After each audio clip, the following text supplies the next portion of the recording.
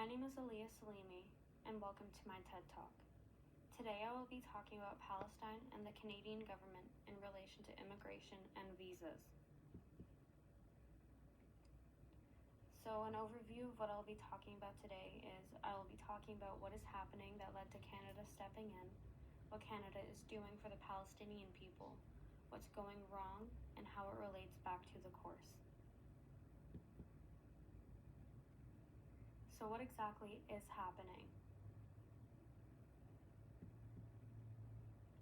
On October 7, 2023, after almost 70 years of attacks and conflict between Palestine and Israel, this day involved a large attack by Hamas at an Israeli music festival, shining light on the ongoing conflict between the two states. Although this genocide and erasure of the Palestinian people had been ongoing since 1948, October 7th marked the day that Western countries finally began to take notice of just how serious this situation had become. Canada was one of these countries. So what exactly is Canada doing for the Palestinians? On September 21st, 2025, Canadian Prime Minister Mark Carney made the decision to recognize Palestine as a state, finally acknowledging the decades-long destruction of the people, places, and culture. Another very major decision that Canada had made was to allow larger measures for Palestinians in Canada. This meant that they would grant 5,000 visas for temporary residents into Canada for anyone that had permanent residency or were Canadian citizens of families back in Palestine.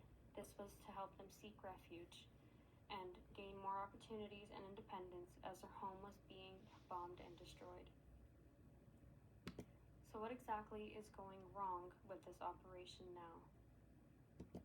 Well, families are still separated, specifically two that have reached out to the media in hopes of finding some sort of answers or help. One lady by the name of Najla Al-Zanin has not seen her family since her move to Canada back in 2019. When October 7th occurred, she immediately filed an application to have her 23 family members back in Gaza brought over to Canada. Under the special measures made by the Department of Immigration, Al-Zanin was not expecting this outcome. She was expecting it to be fairly smooth. But as she states, Canada is not fulfilling the promise that they had made, and they are not helping our families get to a safer place. Another lady by the name of Hafsa Abuasi and her family have been waiting nearly 2 years for visas from the Canadian government in order for her family to be brought over from Gaza.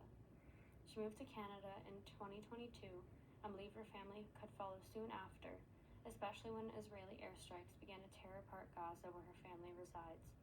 "I want to see my family here," said Abuasi.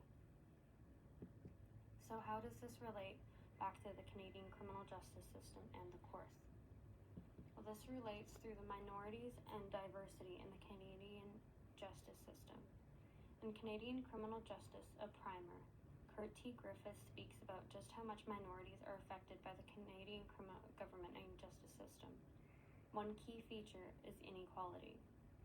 There were polls done in Canada that showed that 1 in 3 people from Quebec and 1 in 4 Canadians were in favor of banning Muslim immigration in Canada. There was an article that kind of proves this theory that is written by Barry Ellsworth for the Anadolu Agency that claims that Canada is purposefully stalling visa approvals after only 620 of the promised 5,000 have been approved since the operation began back in January 2024. So in conclusion, Canada needs to be faithful when it comes to the livelihoods of the Palestinian people. Due to this, families have been torn apart. People in Canada are waiting for their family members back in a war-torn country that truly need the help of the Canadian government. Thank you.